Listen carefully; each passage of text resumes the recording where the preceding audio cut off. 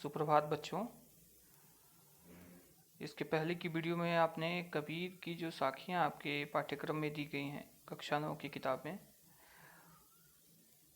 उसमें दोहा संख्या 1 से 3 की व्याख्या और उस पद्यांश पर आधारित जो प्रश्न उत्तर आते हैं परीक्षाओं में, उन पर बातचीत हुई है।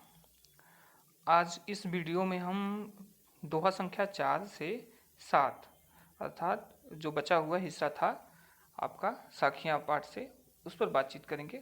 उसकी व्याख्या समझेंगे थोड़ी बहुत और उसके पद्यांश पर आधारित प्रश्न उत्तर को हल करेंगे।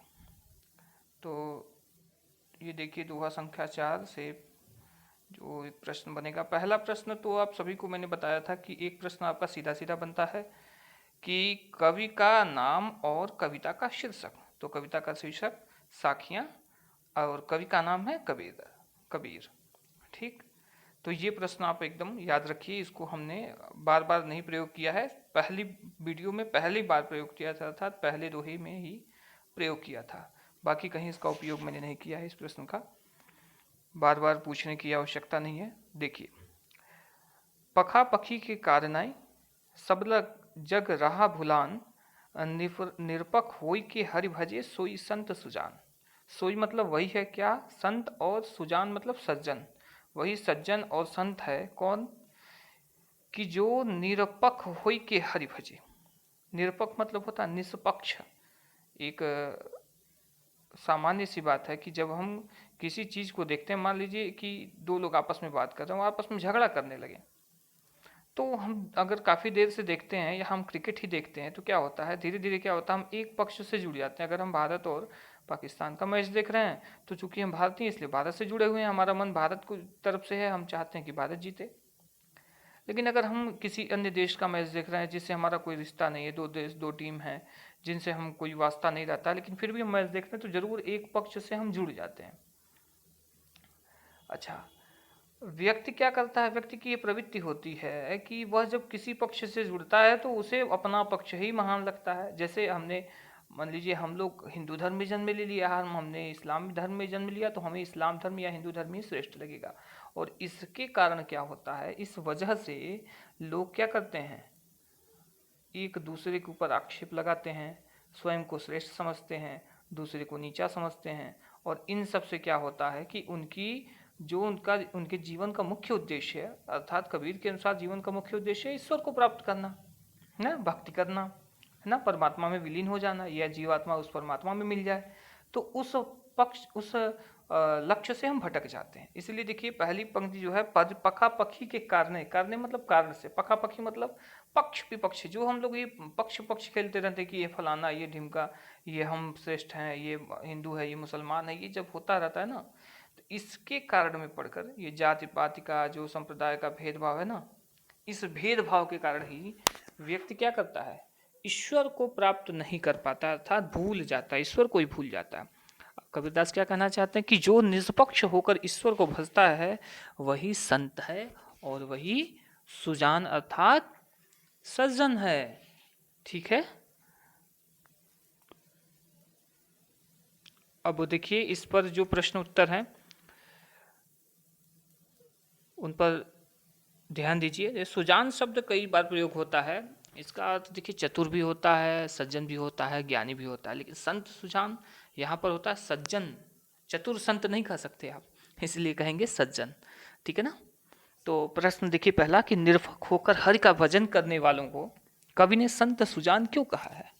तो क्यों कहा है, क्योंकि जो कवि ने निरपक्ष, पहली बात तो उत्तर जब देते हैं तो हम शुरुआत कैसे करते हैं, जैसे प्रश्न पूछा गया है, तो कवि ने संत सुजान क्यों कहा गया है, क्यों कहा है, ये प्रश्न है। तो आप लिखेंगे कि कवि ने निरपक्ष होकर हरि भजन करने वालों को संत सुजान इसलिए कहा है क्योंकि वो लोग जात संप्रदाय ऊंच नीच पक्ष विपक्ष के भ्रम में नहीं पड़ते हैं तथा ईश्वर की भक्ति में लीन रहते हैं। ठीक है, अगला प्रश्न देखते हैं। पखा पखी के कारणे सब जग रहा भुलान, दोहा वही है। प्रश्न क्या है कि कवि के अनुसार सारा संसार किसे भूल रहा है और क्यों भूल रहा है।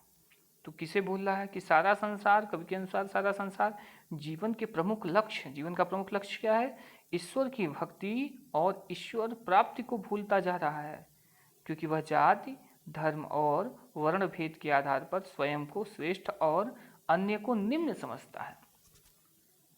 ठीक है ना, बहुत सीधा सा उत्तर है इसका, और प्रश्न भी बहुत सरल है, ऐसा नहीं है। देखिए कबीरदास की रचनाओं में कबीरदास के वे ही दोहे आपके पाठ्यक्रम में दिए गए हैं जो थोड़ी आसान किस्म के हैं, बहुत कठिन दोहों को नहीं दिया गया है। जहाँ पर कुंडलिनी जागरण, हठ योग जैसी व्यवस्था है, अन्य बातों पर चर्चा की है कवि ने, उसको आपके पाठ्यक्रम में नहीं दिया गया है ना। अगला देखिए, पका पकी का क्या तात्पर्य, बता चुका हूँ पहले ही कि पका पकी मतलब पक्ष में पढ़ना है, एक पक्ष को ऊंचा करना। तो पका पकी का तात्पर्य है किसी जाति विशेष, वर्ग और धर्म संप्रदाय आदि के फेद में पढ़कर जीवन के मूल लक्ष्य से भटक जाना, है ना। अगला क्वेश्चन देखते हैं, सोई संत सुजान, कौन सा अलंकार, तो आप देख ही रहे हैं, स स 3 बार आया, इसलिए इसमें कौन सा अलंकार हुआ, अनुप्रास अलंकार। ठीक है। अगले प्रश्न पर देखिए, प्रभु की सच्ची भक्ति कौन कर सकता है, तो वही कर सकता है जो संप्रदाय, धर्म, जाति और वर्ण के भेद से दूर रहे। जो इसमें भटक गया वो ईश्वर की सच्ची भक्ति नहीं कर सकता है। अब देखिए नया दोहा है ये, हिंदू मुआ राम कही मुसलमान खुदाई, कहे कबीर सो जीवता जो दूह के निकट ना जाए। कबीरदास का नाम भी आया इस दोहे में। क्या कर रहे कि हिंदू मुआ राम कहे, हिंदू कैसे मर रहा है, राम राम कह के, अर्थात अपने धर्म को ऊंचा करने के लिए अपने ईश्वर को ऊंचा, क्योंकि ईश्वर देखिए, ईश्वर ने तो हमें बनाया है, लेकिन हमने क्या किया, हमने कई ईश्वर बना डाले। हमने छोटे छोटे टुकड़ों में बांट दिया अपने समाज को, अपने संप्रदाय को, अपने धर्म को या अपनी जाति को।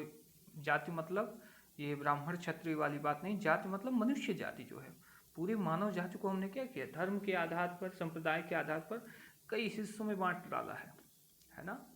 और इसीलिए हम अपनी जाति को श्रेष्ठ करने के लिए, अपने धर्म को श्रेष्ठ करने के चक्कर में क्या करते हैं, अपने एक जो पर्टिकुलर ईश्वर बना रखा हम ना, उसको हम लोग बार बार ऊपर करने का प्रयास करते रहते हैं और कभी कभी दूसरों को नीचे दिखाने का प्रयास करते हैं। इसलिए कभी क्या कह रहा है कि हिंदू मुआ राम कही मुसलमान खुदाए, हिंदू राम राम कहते कहते मरता है और मुसलमान खुदा कहते हुए, कहें कबीर सो जीविता। कबीरदास कहते हैं कि हाँ वही जीवित रह सकता है। यहाँ जीवित रहने का मतलब है, देखिए एक तरह से मरना तो सबको है, लेकिन मृत्यु सार्थक हो, अर्थात मृत्यु के उपरांत जो जीवात्मा है वह परमात्मा में विलीन हो जाए, तब सही है। यदि मृत्यु के उपरांत भी जीवात्मा परमात्मा में विलीन नहीं होती है और फिर से जन्म लेना पड़ता है, तो उसका जीवन बेकार है। तो कबीरदास क्या कहना चाहते हैं कि हिंदू इस मृत्यु के चक्कर में पड़ा रह जाता है। क्यों? क्योंकि वो राम को जपता रहता है। जपना, कबीरदास भी राम के जपने की बात करते हैं, लेकिन राम को जपने की बात नहीं करते हैं, राम के प्रति भक्ति उत्पन्न करने की बात करते हैं। और वो राम कैसे हैं, वो राम निर्गुण ब्रह्म हैं, परमात्मा के लिए उन्होंने राम शब्द का प्रयोग किया। और यहाँ पर जो राम प्रयोग हुआ है वो एक तरह से जो हम लोग राम राम कह के क्या करते हैं, युद्ध करते रहते हैं, तमाम विरोध करते रहते हैं, जब भी कुछ होता है दंगा भड़काते हैं, जय श्री राम बोल देते हैं। तो इस राम का प्रयोग कहीं ना कहीं किया है उन्होंने कि राम राम कह के, राम बोल बोल के क्या करता है, हिंदू अपना अस्तित्व समाप्त कर लेता है। क्यों? क्योंकि वह सच्चे साधना नहीं कर सकता। और मुसलमान भी यही कार्य करता है कि वह अपने ईश्वर को तलाशता नहीं है, वो क्या करता है, पूजा के लिए जो व्यवस्था बना दी गई ना, उसी तिकड़मबाजियों में उलझ के रह जाता है, वह ईश्वर की सच्ची आराधना नहीं कर पाता है, इसलिए वो समाप्त हो जाता है। और कबीरदास कह रहे हैं कि वही जीवित रह सकता है, अर्थात वही उस परमात्मा को प्राप्त कर सकता है जो इन दोनों के निकट ना जाए। अर्थात ना वो मतलब कहने का कि वो पूजा पाठ के ढोंकौसले में ना पड़े, वह साधना करे, ईश्वर की सच्ची आराधना करे। तब ये नहीं कि अगरबत्ती जला लिए या सुबह उठ करके आप भगवान का नाम लेके बोलने लगे कि जय श्री राम जय श्री राम, तो इससे नहीं साधना हो सकती आपकी। कबीर के अनुसार साधना का जो तरीका है वो अन्य है। तो प्रश्न क्या है कि कवि ने मुआ शब्द का प्रयोग किसके लिए किया है और क्यों किया है, तो मुआ शब्द का प्रयोग हिंदू मुसलमान दोनों के लिए किया है, क्योंकि ये दोनों ही धार्मिक कट्टरता और वाद विवाद में पड़कर ईश्वर की प्राप्ति के सरल मार्ग को भूल जाते हैं। अगला प्रश्न है, कवि ने सच्चा मनुष्य किसे माना है, सच्चा मनुष्य उसे माना है जो राम रहीम दोनों से दूर रहता है, अर्थात धार्मिक कट्टरता में न पड़ करके सच्चे ईश्वर की भक्ति करता है। अच्छा, क्या संदेश देना चाह रहा है कवि इस दोहे से, तो इसके माध्यम से यह संदेश देना चाहता है कि मनुष्य को किसी संप्रदाय से जुड़कर या धार्मिक कट्टरता में पड़कर ईश्वर को नहीं भूलना चाहिए, क्योंकि राम रहीम का बंटवारा मनुष्य ने किया है, ईश्वर ने नहीं किया है। ठीक है। अब देखिए ये नया दोहा है आपका, काबा फिर काशी भया, राम ही भया रहीम, मूठ चून मैदा भया, बैठी कबीरा जीम। जीम मतलब होता है खाना, ठीक है ना। काबा मतलब जो इस्लाम धर्म का पवित्र स्थान है वो काबा है। काशी जो बनारस नगरी है उसे हम पहले के समय में, प्राचीन समय में काशी कहते थे ना, कहा जाता था। शंकर जी के त्रिशूल पे बैठी बसी हुई है वो, और बहुत पवित्र है, इसलिए कहा भी जाता है कि काशी में जो मरता है वह सीधे परमात्मा तक पहुंच जाता है, उसे बिना कर्म के मोक्ष मिल जाता है ना। अब दोनों अलग अलग संप्रदाय के, एक हिंदू धर्म का पवित्र स्थान है और एक इस्लाम धर्म का है। काबा इस्लाम का है, काशी हिंदू धर्म का है। और कबीर क्या कर रहे हैं कि काबा फिर काशी भया, काबा काशी हो गया, राम ही भया रहीम, राम रहीम हो गया, अर्थात कि जो विरोध है दोनों में वो समाप्त हो गया। कैसे समाप्त हो गया? मोट चून मैदा भया, बैठ कबीरा जीम।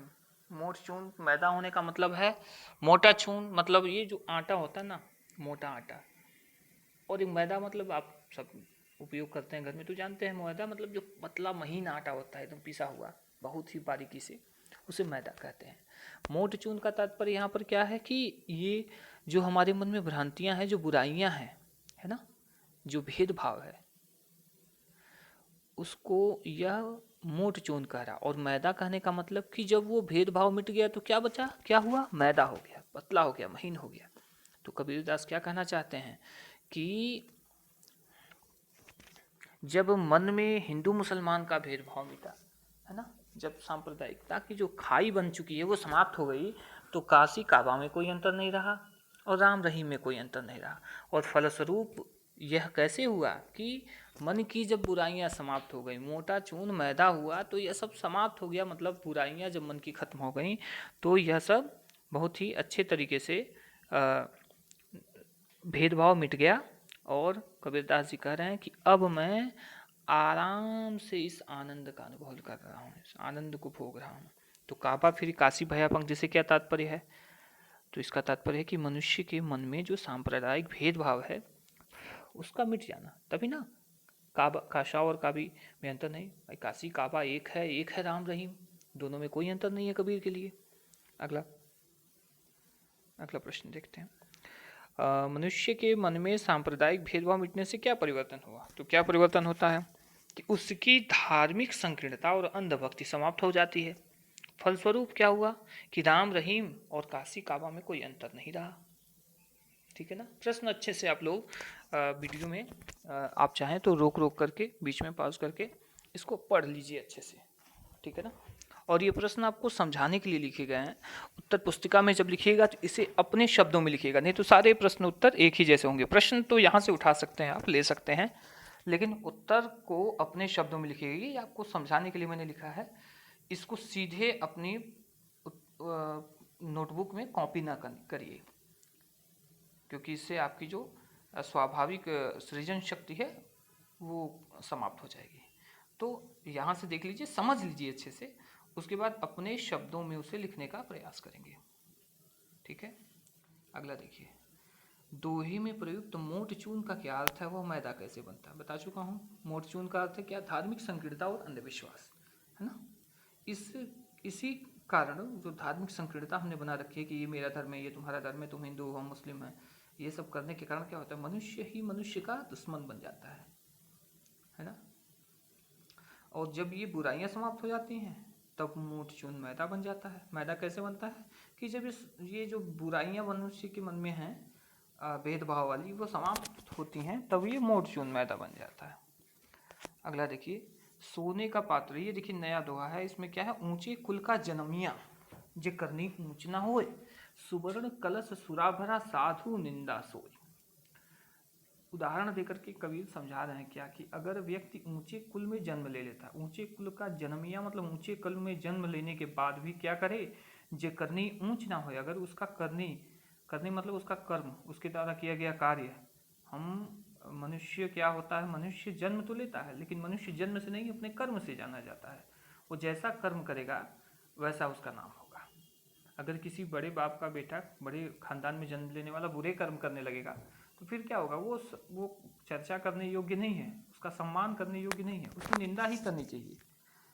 अब अगली पंक्ति देखेंगे तो पूरा क्लियर हो जाएगा कि सुवर्ण कलश, सुवर्ण मतलब था सोने का, कलश, कलश मतलब समझ ही रहे हैं, जैसे हम मिट्टी का घड़ा यूज करते हैं वैसे कलश जो होता है सोने का उसे सुवर्ण कलश तो लेंगे।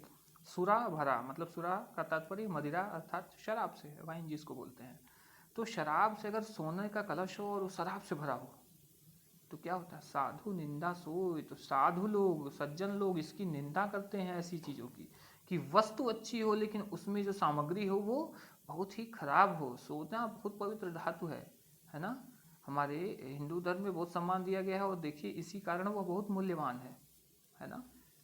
तो उसके बाद भी अगर सोने का कलश हो और उसमें शराब भर दी गई हो तो क्या होगा, साधु लोग उसकी निंदा करते हैं। अर्थात व्यक्ति का जन्म अच्छे जगह पे हुआ हो, अच्छे कुल खानदान में हुआ हो, और फिर भी उसके अंदर बुराइयां व्याप्त हों, उसके कार्य अच्छे ना हों, उसकी करनी ऊंची ना हो, तो वह क्या होगा, वो निंदा कर की उसकी निंदा की जाएगी। तो देखिए प्रश्न उत्तर भी इसी से जुड़े हुए घुमा फिरा के ऐसे पूछे जाते हैं। क्या है कि सोने का पात्र निंदनीय क्यों हो जाता है, तो सोने को पवित्र और मूल्यवान माना जाता है, किंतु जब किसी स्वर्ण पात्र मतलब सोने से बने बर्तन में शराब रखी हो तो शराब के साथ साथ सोना भी निंदनीय हो जाता है। आप सभी अभी जो दूरदर्शन पर एक धारावाहिक आ रहा है रामायण देख रहे होंगे, और उसमें आपने देखा होगा कि रावण लंका में बसता था, सोने की नगरी थी, है ना। और उसी लंका से जो लंका कहाँ थी, समुद्र के बीच में थी, है ना। अब समुद्र भाई बहुत सम्मानीय है, समुद्र सागर कहा जाता है। और देखा होगा कि रामचंद्र जी उस समुद्र को पार करने के लिए कुछ दिन समुद्र की पूजा अर्चना करते हैं, लेकिन समुद्र कुछ प्रतिक्रिया व्यक्त नहीं करता। फिर वो धनुष उठाते हैं और तीर चढ़ा लेते हैं कि अब मैं इस समुद्र को सुखा दूंगा। तब समुद्र देवता प्रकट होते हैं। तो तुलसीदास ने लिखा भी है रामचरितमानस में कि महिमा घटी समुद्र की, रावण बसा पड़ोस, पड़ोस मतलब आसपास, है ना, नजदीक। अगर आपके अगल बगल में कोई बुरा व्यक्ति निवास करता है तो आपका भी सम्मान कम होता है ना। तो वही चीज़ है कि अगर कोई अच्छी चीज़ बुरी चीज़ में रखी जाए तो भी उसका महत्व, और अगर कोई बुरी चीज़ किसी अच्छी चीज़ में रख दी जाए तो भी उस अच्छी चीज़ का महत्व कम होता है ना। तो सोने का पवित्र बर्तन भी अगर मदिरा अर्थात शराब से भरा हो तो वो निंदनीय हो जाता है। ठीक उसी प्रकार जैसे ऊंचे कुल में जन्म लेने वाले व्यक्ति का अगर कर्म ऊंचा ना हो तो वह निंदनीय होता है। निंदनीय मतलब उसकी निंदा की जाए, है ना, उसकी बुराइयाँ समाज के सामने प्रकट की जाए। अगला देखते हैं। कवि ने ऊंचा श्रेष्ठ किसे माना है, तो कवि ने अच्छे कर्म करने वाले व्यक्ति को ऊंचा माना है, क्योंकि कवि के अनुसार ऊंचे कुल खानदान में जन्म लेने के बाद भी व्यक्ति यदि ऊंचे कार्य न करे तो वह श्रेष्ठ नहीं है। अब देखिए सुवर्ण कलश सुरा भरा। अब देखिए कौन सा अलंकार है, तो सुवर्ण कलश सुरा। अब इसमें और कुछ अलंकार नहीं दिख सकता आपको। सवर्ण की 2 बार आवृत्ति होने के कारण 2 बार नहीं, देखिए सुवर्ण में 1 बार है, कलश में 1 बार है और सुरा में 1 बार है। 3 बार नज़दीक नज़दीक बहुत करीब आए हैं, एक ही ध्वनि उत्पन्न होती है। तो ध्वनि जब उत्पन्न हो रही है एक ही ध्वनि है, तो इसलिए सवर्ण की अधिक बार आवृत्ति होने के कारण अनुप्रास अलंकार है। तो ये आखिरी प्रश्न था। ऐसा नहीं है कि केवल प्रश्न इतने ही हो सकते हैं, आपको इसकी व्याख्या अगर अच्छे से समझ में आ जाए, आप अगर इसके अर्थ तक बहुत अच्छे तरीके से इसके अर्थ से परिचित हो जाएं, तो फिर प्रश्न कितने भी बनेंगे और किसी भी प्रकार के बनेंगे वो आपके लिए सरल होते हैं। तो उम्मीद है आपको ये समझ में आया होगा, और इसके बाद के वीडियो में अन्य किसी विषय पर बातचीत होगी। आप लोग इसके प्रश्न उत्तर को ध्यान में रखकर, प्रश्नों को ध्यान में रखकर इसके उत्तर को अपने प्रकार से देने का प्रयास करिएगा। अब जहाँ अलंकार है या वन लाइनर प्रश्न उत्तर है वहाँ पर कोई दिक्कत नहीं है, लेकिन बाकी प्रश्नों का उत्तर अपनी भाषा में ही लिखिएगा, अपने शब्दों में लिखिएगा, जिससे आपकी शैली थोड़ी सी और विकसित होगी। ठीक है, तो अगले वीडियो में मिलते हैं। धन्यवाद।